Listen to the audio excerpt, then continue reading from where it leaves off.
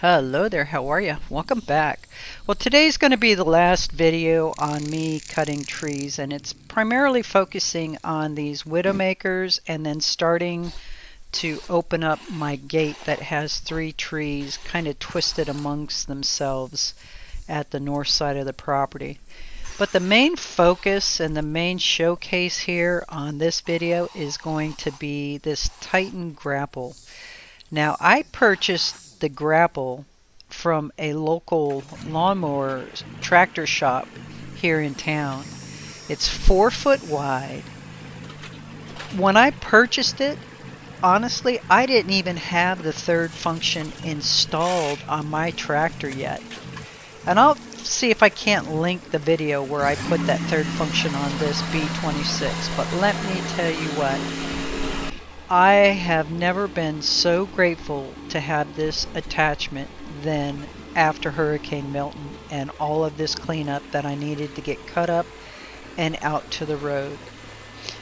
Now, the learning curve with it is just like anything, I think, with a tractor. With a little bit of practice, you can eventually just whiz right through it. I will say that if I did not have this grapple, I wouldn't be almost complete, or I would not have almost completed all of the trees and the debris that are down. Anything that's oak, I picked up, took it over to my wood drying station. I won't even cut these up for probably a few more months. And then anything that was kind of like scrub, swamp trees, pines, things like that, things that I won't burn in my wood stove, I hauled them out to the paved road on the south side of the property, left them all in a stack for the Hurricane Milton pickup crews when they come around to just take it away. The other thing I love about this grapple, you have a branch like this thing right here, it's going to make fantastic firewood. So you can cut your long lengths at waist height, kind of the work smarter, not harder. Let it drop. You can either back up with the grapple if it's too big to actually lift, or in my case, I just went ahead, cut it, and lifted it up, put it right in between those jaws. And then it just made a snap to carry this over to the oak tree drying pile that I'm creating.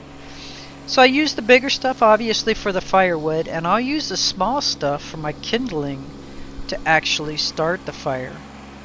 So I'm recycling the downed oaks for my use here and on my wood stove. Next year they'll have to dry for a year, and then all the other stuff I'm taking out to the road.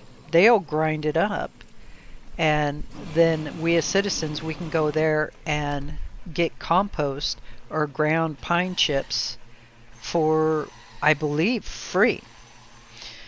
Anyway, with that being said, here I'm at the north side of the property. It's about 800 yards from the front paved road, and again, having this grapple just made those trips. I was able to cut all this stuff out on this side, and in 2 trips have it hauled up to the road.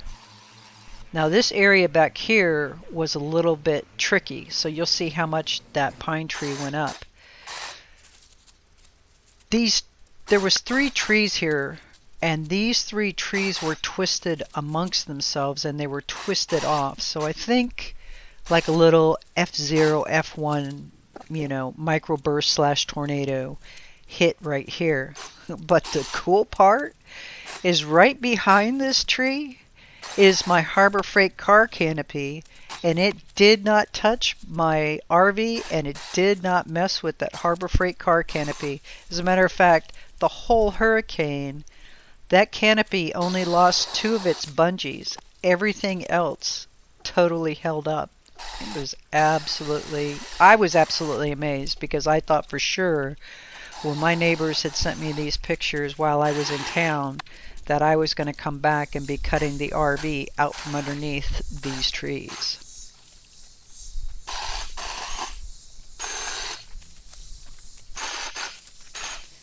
Again, simple Kubota B26 Bauer 20-volt chainsaw, and I'm almost done. Alrighty then, I want to thank you all for stopping by. Have an absolutely wonderful and blessed day.